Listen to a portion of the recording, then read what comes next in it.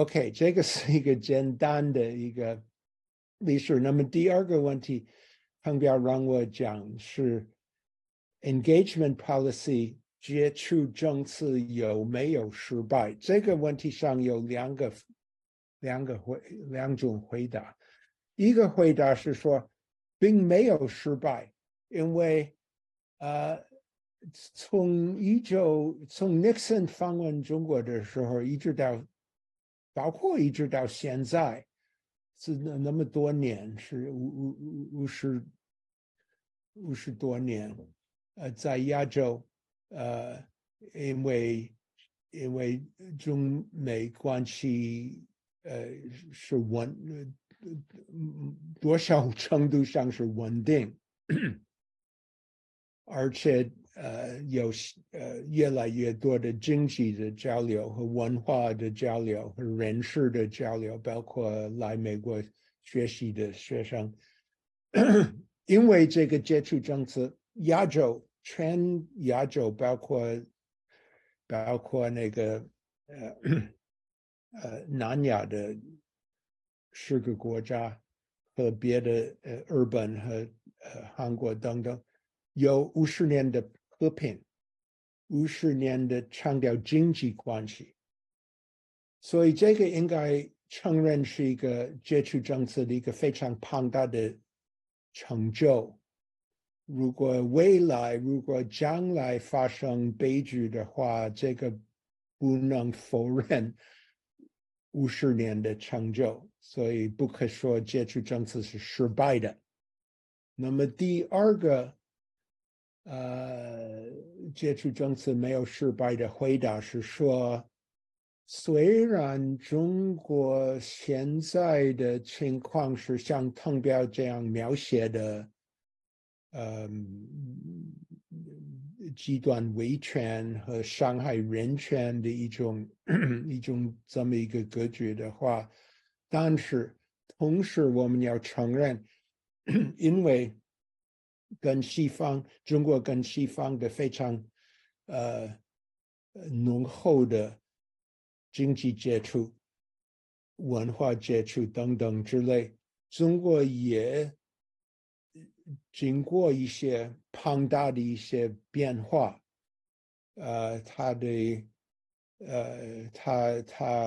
发展了一个很大的一个 middle class 中产阶层，这个中产阶层的价值观应该比较偏向于所谓他们不是每一个人的价值观一样，但是比较偏向于所谓的普世价值。另外，中国人现在他们的生活水准大大的提高，就是说建立了一些可以说未来我们可以期望未来的政治变化的一些基础，包括一个法律制度。虽然这个法律制度在这个政治罪的方面是非常坏，但是还有很多别的，可以说是一个比较 regular、比较正常的一个法律制度，在经济方面和一些别的方面。而且中国加入国际制度，加入联合国，加入很多条约，像滕彪他提到这个人权条约，当然国际人权条约在中国的作用是差不多是没有，但是中国也介入了很多别的国际条约，而且一般来讲，比起别的国家的话，他这个遵守这个国际条约的程度是差不多的，就是说，所有的国家会利用国际条约为自己的国家利益，不是简单的就是按照这个国际条约的这个所谓的白纸黑字的去做，中国差不多是一样。那么但是在这个接触政策失败的问题上也有一个 yes 的回答，就是说它是失败的。那么旁边有一个 slide， 就是有这个 James Mann 的 China Fantasy。那么 James Mann 是一个非常非常这个有能力的一个记者。他的 China Fantasy 这本书是一个很好的书，他证明经过这个接触时代，一个又一个的美国政治家说，因为我们接触中国，中国会民主化，这个当然是没有发生到现在为止。所以从这个角度，而且曾表也告诉我们说，中国也没有真正的 rule of law，法治，按照法律的规定，包括中国宪法的规定去做事，他这个是没有发生。所以从这个角度去看，这个回答是非常清楚，就是说接触政策是失败的。但这个也可以提出一个这么一个问题，就是说，因为中国人的价值观，我刚才提出的变化，我们看到共产党的政权可以说跟社会的力量一个不断的一个 struggle， 一个斗争。所以共产党是控制社会媒体，但是中国媒体不断的提出一些向共产党的一些各种各样的挑战。所以这个是一个斗争，不是一个不可结束的一个斗争，就是说是永远的。我们最近看到这个所谓的白纸革命，就是说这个社会里面的它的活力，它的要求自由的这个斗争是不断的出生，而且党主是不断的去控制它，所以这个东西是另一种的不断革命，可以说，或者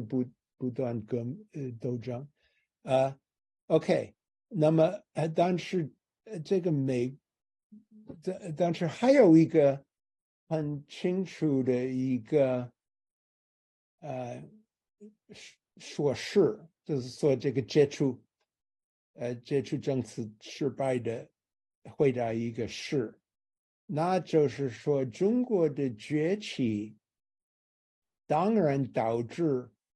无论是习近平或者谁，中国政府会努力改善它的安全的局面，就是说，原来是美国在亚洲是一个可以说一个霸权或一个至少可以说是一个最有力量的强国。这个当然，我自己认为不可能把北京无论是什么当局被乐意的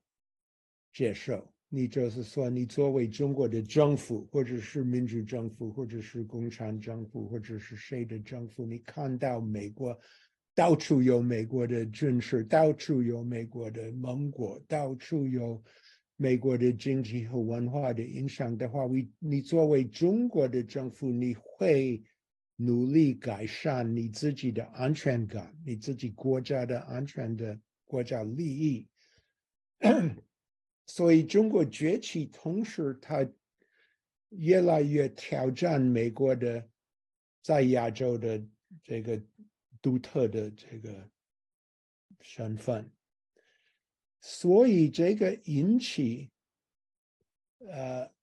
汤标的另外一个 slide 的很多书的出版，就是说 like Death by China 这个是 Peter Navarro 的一本书，说中国是把我们搞死，或者 red fear，right？ 红色恐怖 ，or claws of the panther， 怎么翻译成中文？一些比较 or 100-year marathon， 我好像注意在你的 slide 上面没有这个 100-year 100年的马拉松的一本书，这是我的一个朋友 Mike Pillsbury， 他是我朋友，但是我们的观点不是一致。写的一本书说，中国一直有这么一个现在的计划要发展到它会代替美国，做全球的第一把手 ，right？ So 美国舆论里面有这么一个潮流，就是说非常怕中国。我自己认为是过分怕中国，我们应该怕，但是不应该怕到这么一个地步 ，Death by China， 这个我认为是过分。OK， 那么最后特别让我讲的问题就是说，未来10年国际关系会如何？这个很难说。我们应该可以肯定一个回答，就是说冷战时期国际格局是两极化 bipolar， 有美国有苏联。那么后来冷战后国际格局是一元化，美国占第一，没有一个国家能够挑战美国。但是这个一元化的这个格局可以说是短期，而是可以说是 not natural 不自然，因为一元化的国际格局，理论上别的国家不可以永远就是让任何一个国家一元化的去这个控制国际格局，这个是不就是说 human nature is not like this， 人类个性不是能够承认一元化的制度，一元化的制度永远是一个暂时的一个制度。那么后来发生一个怎么样的一个国际格局？是有人说又是两元化，美国跟中国。我自己认为，而且北京一般的理论家也认为，最近的10年当中，或者更长的时间当中，国际格局会多元化。为什么？有美国，有中国，当然，另外有欧洲。欧洲是可以说是一个 pole，a pole of the international system， 国际格局的一个 ，what do you say pole， 一个庞大的一个支柱，支柱，OK， 支柱。So and then 虽然欧洲是一个不是那么作为一个支柱，它有它的特殊，就是说欧洲是27个国家所形成的，所以它有时候内部会有一些分歧，像最近法国的 Macron 去中国，他有他自己的对华政策，现在跟他的别的欧洲国家成员国家不完全一致，但是从经济方面，特别经济方面，但是包括政治军事方面，欧洲应该说是一个那么另外有日本有印度，所以我认为多元化。但是这个多元化的这个格局会怎么发展，主要取决于中国国内的政治和美国国内的政治。我认为美国国内的政治是特别难预料，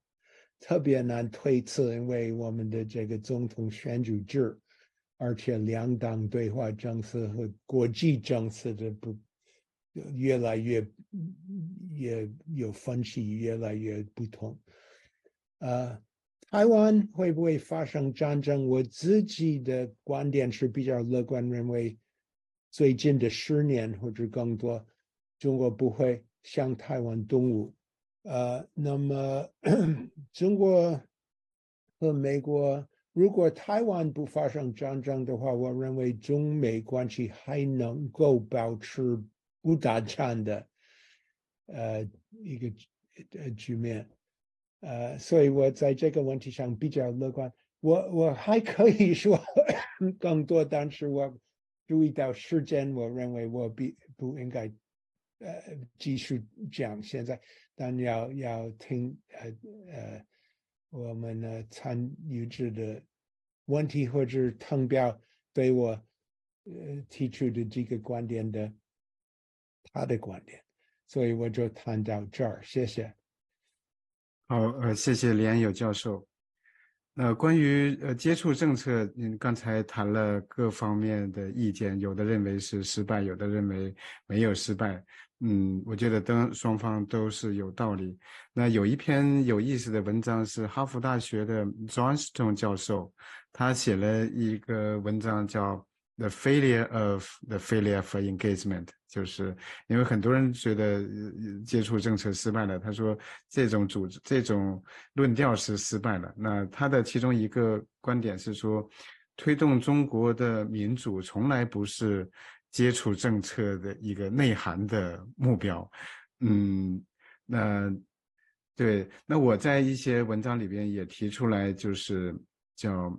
principled engagement，就是说接触政策它有很多的问题，至少没有像人们所预料的那样，中国走向民主，走向自由，但是我们又不能因为接触政策它的缺陷或者说它的失败来走向反面，就是一种完全的对抗或者是一种脱钩 decoupling。那脱钩的话，可能想脱也脱不了，而且脱钩也不一定对中国、对美国、对世界有什么好处。那在某种程度上是中国政府在脱钩，他加入 WTO 的很多承诺没有兑现，而且习近平上台之后，驱逐外国记者，驱逐一些教师跟传教士，包括限制英语啊等等。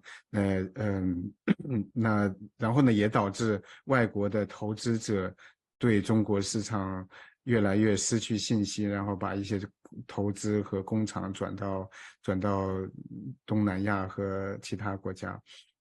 所以在一些层面上脱钩是在发生，但是完全的脱钩，既不可遇也不可行。所以这是对，也想听一下李安友教授的看法。那就是我说的这种有原则的接触，就是说要可以和中国做生意，可以让中国去有更多的国际交往，但是必须要把人权放在重要的位置，必须要就是给中国巨大的压力，就是让中国改善人权。那必须要把人权跟其他重要的议题挂钩，比如说经济、科技等等，包括其他的政治议题。这是我所主张的这种有原则的接触。嗯，还有对，刚才想到了，还有一个问题是我们可以看一下大家提出的问题，其中有一个说的是对毛时代的那些批评，共产党是否容忍，然后呢，可不可以用在对今天共产党政策的批评？实际上在一定的阶段，比如说80、90年代，我们知道文革刚结束，然后要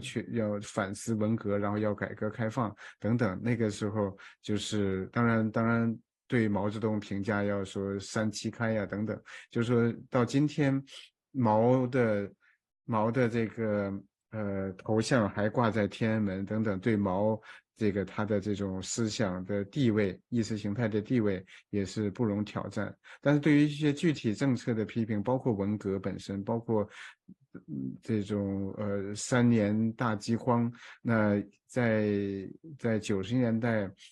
和00年代还是有一些批评的空间的，就是在某种程度上是被允许的。但是到了习近平上台之后，这样的空间就越来越小了。我们知道非常有名的7部讲，就2013年的9号文件里边7部讲，其中一个不讲就是不能讲共产党的历史错误。也就是说，你批评毛时代的那些错误的政策，或者是批评这个6·4屠杀等等，那就会影响到对整个共产党的合法性的质疑。所以这是现在越来越少的空间能够批评共产党的历史错误了。那接下来有2个问题，我想请连友教授回答一下。先看这个第2个，就是他的意思就是在过去，中国尼克松访华，然后和中国建立正常关系来对抗苏联。那现在是不是可以效仿这种模式，和苏联搞好关系，然后来对抗中国？这样的话，会不会更有利于美国的利益呢？我想他大概是这样的意思。对，我看了一些文章，就是讲到这个意思。当然，现在俄国攻击 Ukraine 的时候，这个是很难做到，因为我们必须反对俄国，也严肃的潜在俄国。但长期的话，能不能如果 Putin 离开这个席位之后，如果有很多如果 ，right 很多这个前提，如果俄国在乌克兰的战争失败，如果俄国能够承认这个失败和建立一个跟欧洲的一个更可以说建设性的关系，如果普京能够离开他的席位等等之类，长期来看，可能俄国要恢复到欧洲，rejoin Europe，再成为欧洲的一个成员国家之后，可不可以来利用俄国增加对中国的压力？这个可能是长远来看，理论上来看是存在。但最近的未来的话，这个是不可想象的一个方法。我们西方也不愿意，普京也不愿意，所以对这个要保留意见，看看后来发生一个什么情况。旁边你提出这个脱钩的问题，一个非常好的例子是 Apple，right 苹果，因为苹果小规模的把一些工作搬到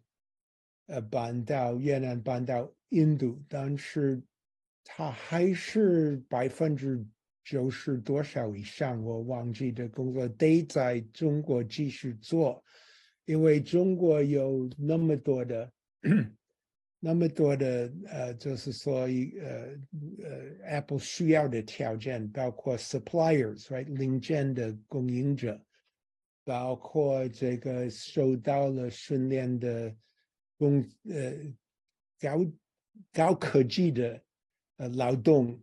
力等等之类。所以如果跟中国脱钩的话，我们的计算机和我们的手机等等就没有办法生产I mean produce 就是没有办法，没有别的地方可以produce 那么多的那种高科技。这个 Apple 的东西里面有非常多的非常高科技的东西，没有除了中国没有别的地方能够找到。那么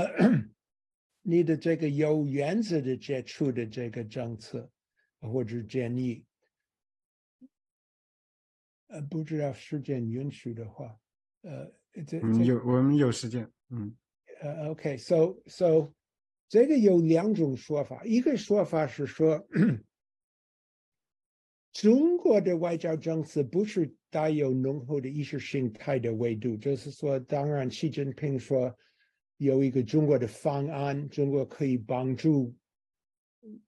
别的国家，但是中国不是。我自己是认为，习近平的立场是说，我们不要求，我们可以帮助你。你如果是一个威权政权的话，我们可以帮助你；如果是一个民主的政权，我们也愿意跟你合作。所以，中国的外交至少是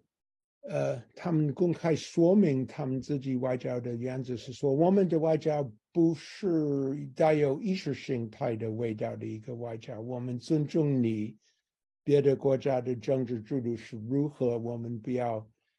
你也有一个 slide 说中国是干涉别的国家，但是他干涉别的国家的目标主要是让那个国家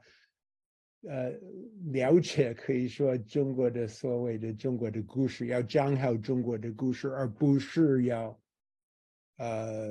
颠覆政权。那么美国的外交政策，您也有一个 slide 提出是颠覆政权的一个，或者至少是要影响别的国家的，不是说包括对美国的态度，但是主要是影响别的国家采取一个人权民主的。所以有一部分人说，包括北京说，你不应该那么有一个那么浓厚的意识形态外交的政策。你应该更实用主义。最近的外交季刊 Foreign Affairs 季刊有一个文章是 Singapore 的退休的外交官 Kishore Mahbubani 一个写得很好的一个文章说，中国的外交是非常实用，美国的外交是向别的国家提出太多的政治要求的话，所以你美国不应该这样做，因为别的国家不要受到你的政治影响。你如果更实用的话，你美国的外交会更成功。我自己的观念是，还是跟汤彪一致，就是说，美国还是要提出人权。为什么有这么几条？一个是人权是一个用过很多的各个国家的国际努力去建立的一个国际制度的一个基本的原则，这个原则不能放弃。巩固这个原则是一个长期的斗争，但是这个斗争是值得斗的，因为人权这个和民主是人权的一个部分，言论自由、结社自由等等，无罪条件之类，都是这个人权制度的一个部分。这个不可放弃，是太有价值的，为了全人类。第二，这个实际上对美国的外交政策当然有一些代价，就是说一些国家不喜欢你用这个原则去批评他，但是也有它的好处，因为它是引起很多国际人口的支持，所以我还是认为我们应该从理想的角度，或者从实用的角度，美国有一个比较强大的人权外交是应该的。OK， 就说到这儿。对，这还有一个问题，你可以看一下，在最后一个刘杰，他的意思就是美国目前的外交官、美国民众是不是对中共的本质、中共的本性还没有看透？那么中共这样一个列宁主义政权，他他在这个制度上怎么说呢？是不会放弃这样一个独裁体制，而美国历来在轻信中共的一些说法，那么给中国政府的印象就是美国人好骗，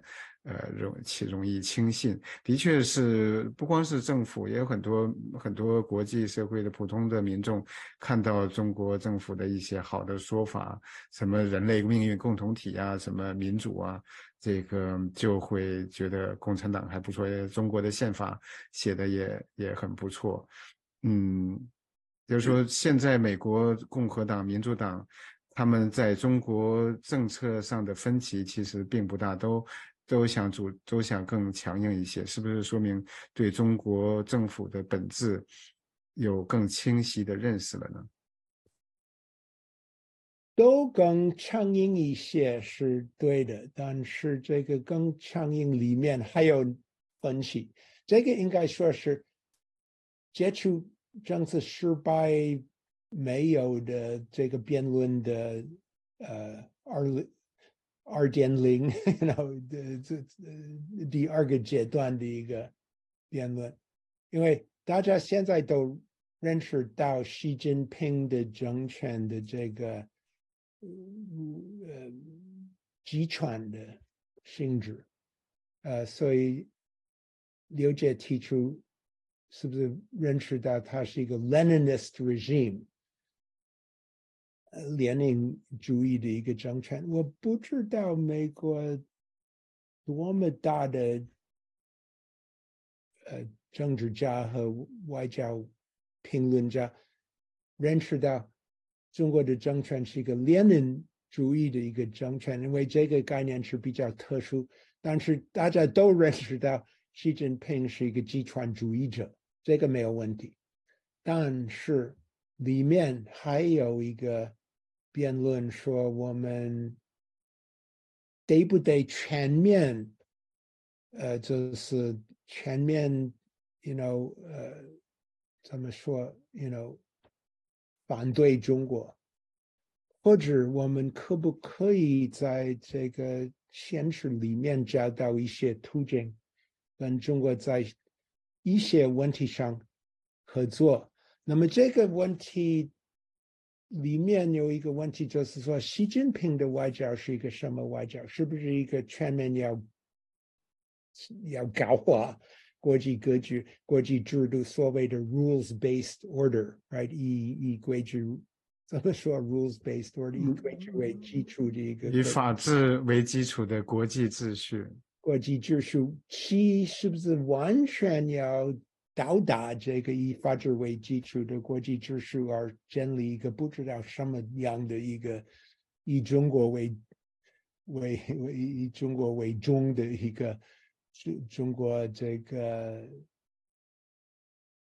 中国